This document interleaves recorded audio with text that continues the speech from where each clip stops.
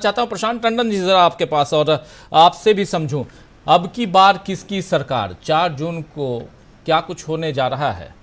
कैसी तस्वीरें साफ दिखाई दे रही हैं? प्रशांत टंडन जी मंद मंद मुस्कुरा रहे हैं, कुछ तो है आपके पास। देखिए, ये तो जो मशीन से निकलेगा सरकार उसी की बनेगी।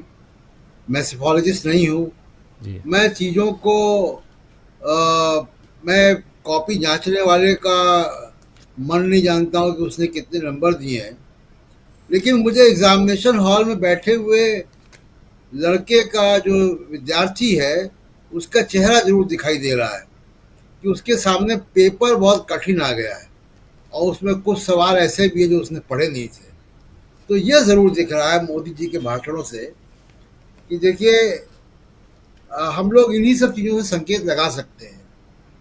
बाकी जो सेफोलॉजिस्ट बाजार में घूम रहे हैं उनके उद्देश्य कुछ और होते हैं।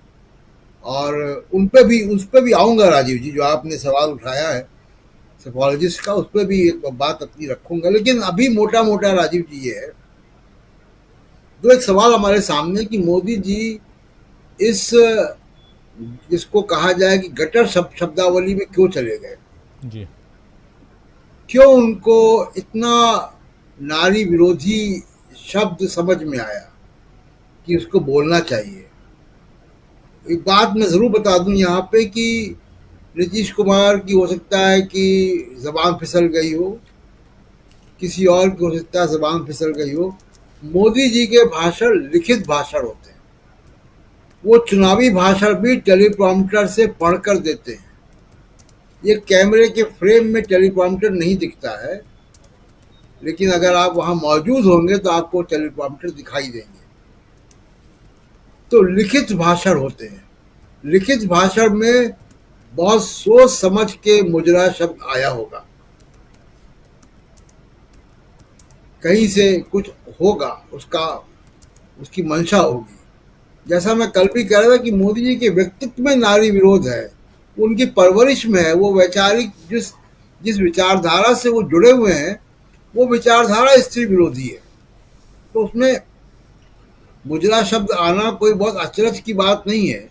और मोदी जी को ये कभी समझ में नहीं आएगा कि जो असली गुनाहगार वो लोग हैं जो उस महिला को मुजरा करने पर मजबूर करते हैं, और जो वहाँ पे गजरा पहन के सेठ लोग जाते हैं और मुजरा देखते हैं, वो असली गुनाहगार है। हम उसकी शब्दावली में इन सब में उसकी सिर्फ एक बात ये कहना है कि देखिए, क्यों मोदी साहब ये कह रहे हैं। मोदी साहब अपने समर्थकों को जुटाए रखना चाहते हैं। उनके कार्यकर्ताओं का मनोबल टूट गया है। कल जब मैं वोट देने गया तो मुझे दिखाई दिए, जब वहां पे बस्ता लेकर बैठते हैं, तो मुझे दिखाई दिया कि उनका जो मनोबल है कार्यकर्ताओं का वो टूटा हुआ है। कार्यकर्ता का मनोबल टूटा हुआ है, उनके समर्थकों का मनोबल टूटा हुआ है। तो कहाँ से करेंगे? ऐसे ही शब्दों से वो उनको उद्वेलित करते हैं। और ये भी बड़े अफसोस की बात है राजीव जी कि अधिकांश, सब नहीं तो अधिकांश बीजेपी के समर्थक भी ऐसी ही शब्दावली का इस्तेमाल करते हैं। मैं सोशल मीडिया पे भी काफ़ी सक्रिय रहता हूँ और मुझे इनके समर्थक सोशल मीडिया पे इसी भाषा में जवाब देते हैं। और मुझे ही नहीं, तमाम महिला पत्रकारों को भी, तमाम और लोगों को भी, जो उम्र में बहुत बड़े हैं उनको भी। तो ये, तो इसलिए वो अपने समर्थकों को उसी भाषा में एड्रेस कर रहे हैं जो भाषा उनके समर्थक समझते हैं।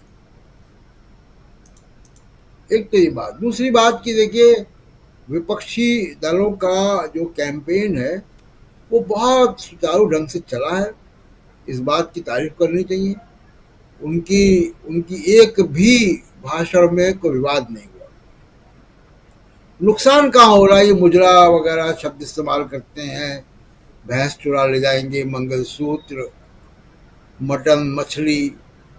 बेसिकली क्या है कि ये विपक्षी पार्टियों के ट्रैप में आ गए। अब मोदी जी भाषणों का विविध भारती कार्यक्रम चला रहे हैं।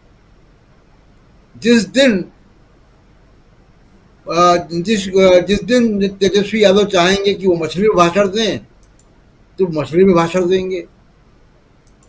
जिस दिन राहुल गांधी चाहेंगे कि वो अडानी अंबानी बोलें तो अडानी अंबानी को टेम्पो के साथ कर देंगे। तो ये मोदी जी ने विविध भारती का कार्यक्रम फरमाइशी भाषणों का शुरू किया हुआ है और उनकी मजबूरी है कि वो उनके पास इस वक्त कुछ है नहीं।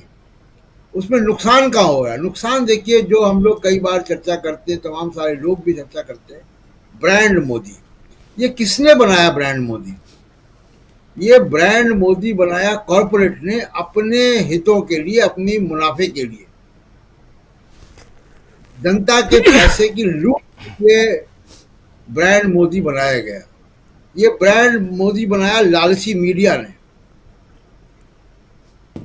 जिसको बहुत पैसे चाहिए थे, जिसको सरकार के फायदे चाहिए थे। मीडिया के मालिकों के अब राजीव जी बहुत अलग तरीके के बिजनेस हैं। इनकी मास माइनिंग भी है, दूसरे तमाम तरीके के बिजनेस भी हैं। तो उनको भी मुनाफे चाहिए थे, इसलिए उनको बनाया गया। और मीडिया के मालिक हैं कौन? वही माइनिंग वाले, वही रिफाइनरी वाले, वही जी एयरपोर्ट खरीदने वाले तो मीडिया के मालिक हैं। तो इसलिए ये ब्रांड मोदी बनाया गया। या कुछ जो इंडिपेंडेंट कॉलम लिखने वाले लोग हैं, उनका क्या हित था? वो उनका हित भी उन्हीं कॉरपोरेट मालिकों के हित के साथ जुड़ा हुआ है। ब्रांड मोदी बनाने वालों को भी मुजरा सबसे दिक्कत होगी। असली बात तो ये भी है कि वो भी इसको इंडोर्स नहीं कर सकते। वो भी इतना ज्यादा एंटी मुस्लिम जो कंटेंट है उसको इंडोर्स नहीं कर सकते। और दूसरी बात देखिए, जो सेफोलॉजिस्ट तथा कथित सेफोलॉजिस्ट विश्लेषक अचानक ही आ गए। देखिए, एक कारण ये हुआ कि प्रशांत किशोर को घुमाया जा रहा था चैनल। वो एक फिगर प्रस्तुत कर रहे थे। प्रशांत किशोर से ये के पहले ये काम CSDS के संजय कुमार कर रहे थे। अपने ही किए हुए सर्वे को नकार रहे थे जो हिंदू में छपा। जब नजदीक आ गया मामला और अब छठे फेज के बाद फोकस दिल्ली में है। दिल्ली में फोकस होने का मतलब है कि संख्या का परसेप्शन बनाना पड़ेगा। जी संख्या के परसेप्शन के लिए कोई इंडिपेंडेंट सेफोलॉजिस्ट चाहिए। प्रशांत किशोर की हवा निकाल दी करण थापर ने, उनके गुब्बारे में सुई चुबा दी, कोई मतलब नहीं रह गया। तब किसी को लाना था इन्हें, तो योगेंद्र यादव जी का वीडियो इस्तेमाल हो गया जी और वो लगभग वही बातें करते पाए गए कि उस वीडियो में देखा, हमने 2 बार देखा कि वो एनडीए वो की सब छोड़िए सरकार प्रशांत जी, ये बताइए 4 जून को क्या होने जा रहा है? वो छोड़िए किसने क्या किया, ये बताइए 4 जून को दर्शकों को ये चाहिए कि 4 जून को क्या होने जा रहा है। 4 जून को तो जो मत पेटियां कहेंगी वो होगा, लेकिन जो माहौल दिख रहा है राजीव जी, माहौल दिख रहा है कि बहुत कांटे की टक्कर है। और कांटे की टक्कर में इंडिया गठबंधन एडवांटेज में होगा। इसीलिए ये हो रहा है कि बहुत कुछ फोकस राष्ट्रपति भवन में होगा, बहुत कुछ फोकस ब्यूरोक्रेसी पे होगा। उसी के लिए ये हो रहा है कि ये परसेप्शन बिल्डिंग का काम 4 जून के बाद